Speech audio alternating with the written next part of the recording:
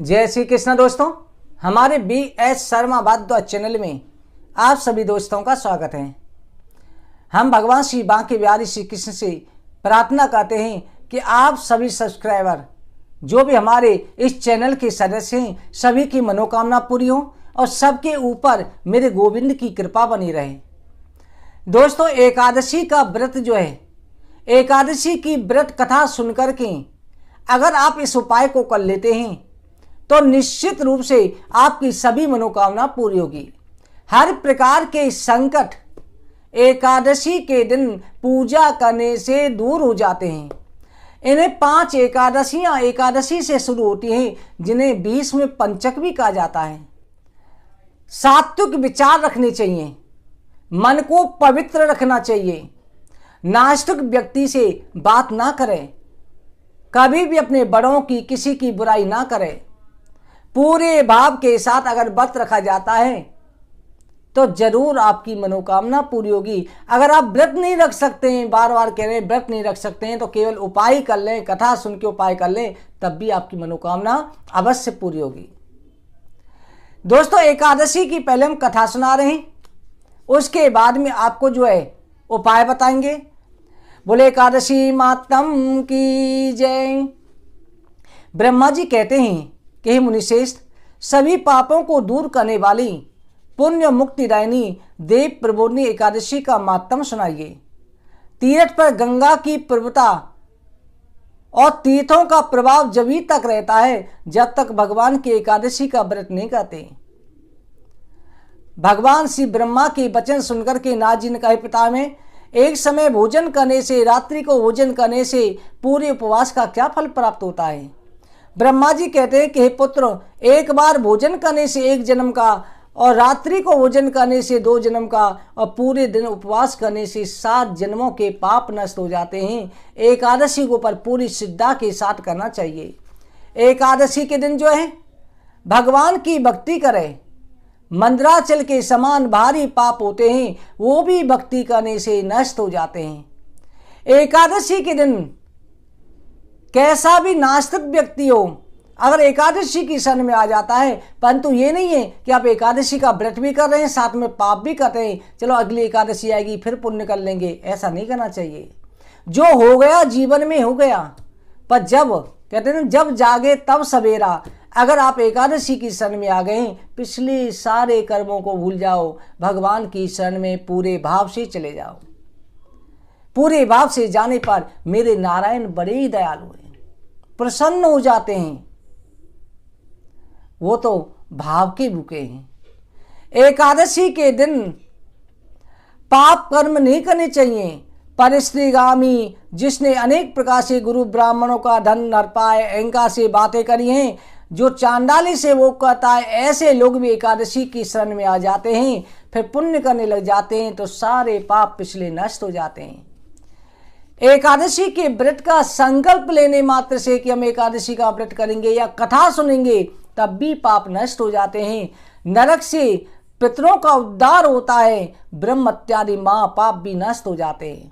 जो फल समस्त तीर्थों में स्नान करने से, गौ स्वर्ण भूमि का दान करने से प्राप्त होता है, वही फल एकादशी की रात्रि को जागरण करने से प्राप्त हो जाता है। इस संसार में मनुष्य का जीवन तभी सफल है जिसने हर प्रबोधिनी एकादशी का व्रत किया। इस संसार में जितने भी तीर्थ हैं, उनके स्नान दान का फल भी इस व्रत से मिलता है। सभी कर्मों को त्याग करके भगवान की शरण में जाना चाहिए, जितेंद्रिय होना चाहिए। भगवान की एकादशी की व्रत कथा सुनने से भी मोक्ष का अधिकारी हो जाता है। प्रबोधिनी एकादशी का व्रत करने से बालक, जवानी, बुढ़ापा में किए गए सभी पाप नष्ट हो जाते हैं। रात्रि जागरण करने से चंद्र सूर्य ग्रहण के समय दान करने का 1000 गुना फल प्राप्त होता है। जो मनुष्य प्रबोधिनी एकादशी के दिन भगवान की पूजा नहीं करते, सामर्थ्य होते हुए भी उन्हें जो है अनेक प्रकार के दोष लगते हैं। कार्तिक का महीना देव प्रबोधिनी एकादशी भगवान जागते हैं। इस दिन जो है चंद्रायण व्रत का फल प्राप्त होता है। शास्त्रों की कथा सुनने से जो फल प्राप्त होता है, एकादशी की कथा सुनने से भगवान विष्णु के एक श्लोक का या आधा श्लोक की कथा का भी श्रवण करने से सारे पाप नष्ट हो जाते हैं। 100 गौदानों का फल प्राप्त होता है। कार्तिक के महीने में भगवान के सामने बैठ करके कथा श्रवण करनी चाहिए। शास्त्रों की कथा सुनने से 10,000 यज्ञों का फल प्राप्त होता है। नियम पूर्वक जो भगवान के एकादशी की कथा सुनते हैं उन 1000 गौदान का फल प्राप्त होता है। इसलिए भगवान की कथा अवश्य सुननी चाहिए। चाहे कैसी भी इच्छा हो, पुत्र धन दान की प्राप्ति हो, अर्थ धर्म काम मोक्ष, हर कार्य जो है एकादशी के द्वारा पूर्ण हो जाते हैं।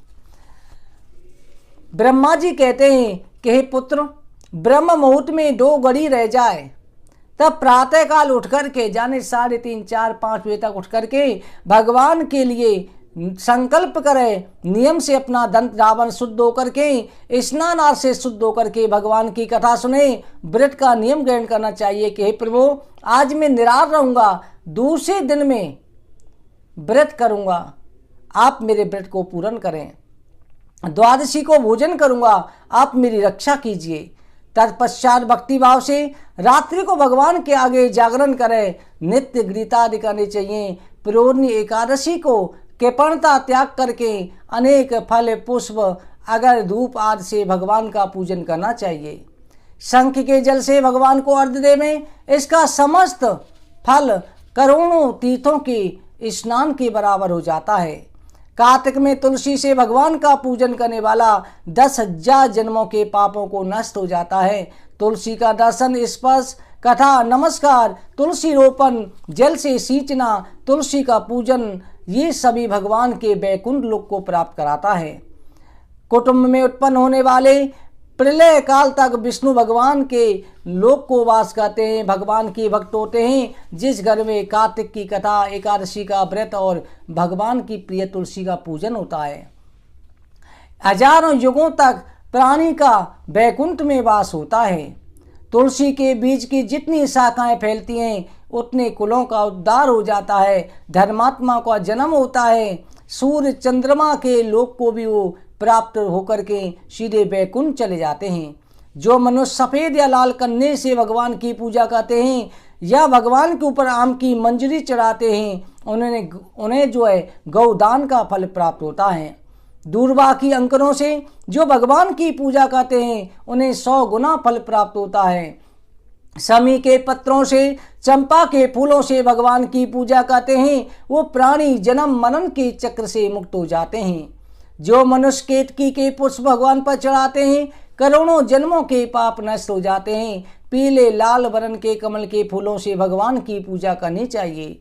भगवान का पूजन करके प्रातःकाल उठ करके नदी पर जाए, स्नान जप तप से निवृत्त होकर के विधि पूर्वक केशव भगवान का पूजन करें। समाप्ति पर विद्वान ब्राह्मणों को भोजन करावे, दक्षिणा देकर के क्षमा याचना करे। इसके पश्चात गौ और ब्राह्मण को ग्रास देकर के, ब्राह्मण को भोजन, गौ को ग्रास देकर, दक्षिणा देकर गुरु का पूजन करें। उसके बाद में अपने नियम, जो जिन्होंने नियम ले रखे वो अपने नियम छोड़ सकते हैं।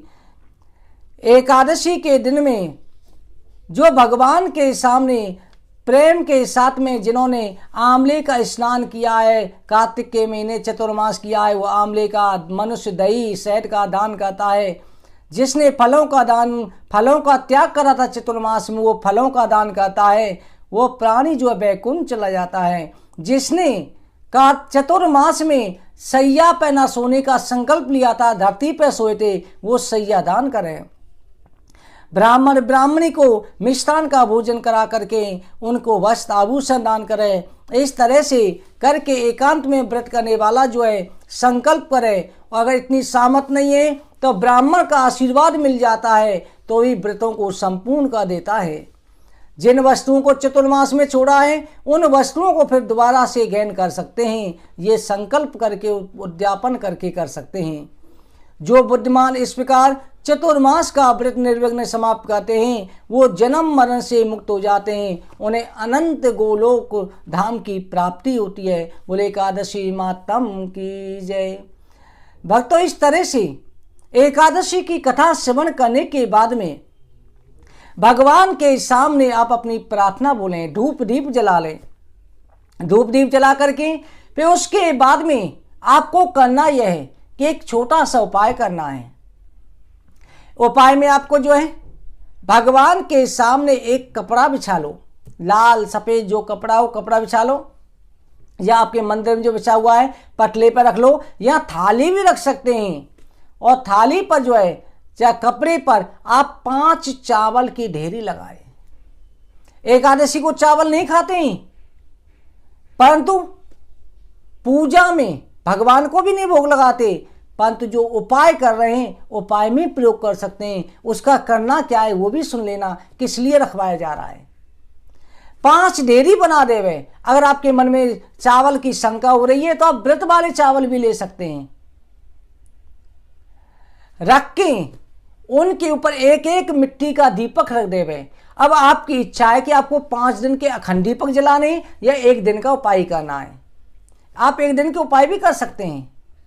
5 दीपक जला लिया आपने, उन 5 दीपकों में मोली की कलावा की जो है मोली की लाल बत्ती लगा ले में, और उनके अंदर एक एक सिक्का डाल दे में। इसके बाद में दोस्तों आपको करना यह है कि एक एक आंवला उन दीपकों के पास रख देना है, और उसके बाद उन दीपकों को जला करके आपको जो है ओम नमो भगवते वासुदेवाय इस मंत्र का जाप करना है, या ओम कृष्णाय वासुदेवाय हरे परमात्मने प्रणता कलेश नाशाय गोविंदाय नमो नमः। इस मंत्र का अगर आप जाप कर लेते हैं तो दोस्तों ये मंत्र इतने प्रभावशाली होते हैं कि आपकी हर मनोकामना पूरी हो जाएगी और हर संकटों से मुक्ति मिलेगी। दूसरे दिन अगले दिन जो है अगर आपने अखंड दीपक जलाए तो पूर्णमासी के दिन करना। अगर आपने 1 दिन के लिए जलाए जैसे 1 घंटे 2 घंटे के लिए, तो आप जो अगले दिन उन दीपकों को तो जल में प्रवाहित कर देवे, जो सिक्के हैं उन्हें अपने खजाने में रख लेवे, जो चावल हैं उन्हें प्रसाद के रूप में आप चावलों में पका के खाना, और जो आंवले उनकी प्रसादी ले लेना। केवल ये कर लेना दोस्तों, देखना कि आपकी हर तरह की मनोकामना पूरी हो जाएगी। और इसके साथ में फिर दूसरे दिन द्वादशी को आपको जो है गाय के लिए केला जरूर खिलानी है। 5 केले खिला के आ जाना। अगर गाय नहीं मिलती है आप किसी कन्या को दे देना, देखना आपकी हर प्रकार के संकट दूर हो जाएंगे और आपकी मनोकामना पूरी होगी। दोस्तों हम और भी उपाय डालेंगे, उन वीडियो को आप जरूर देखें। अगर आपको हमारी वीडियो अच्छी लगी हो लाइक और शेयर जरूर करें। चैनल को सब्सक्राइब नहीं किया सब्सक्राइब जरूर करें। आगे की वीडियो में और जानकारी के साथ मिलते हैं। आप सभी को जय श्री कृष्ण।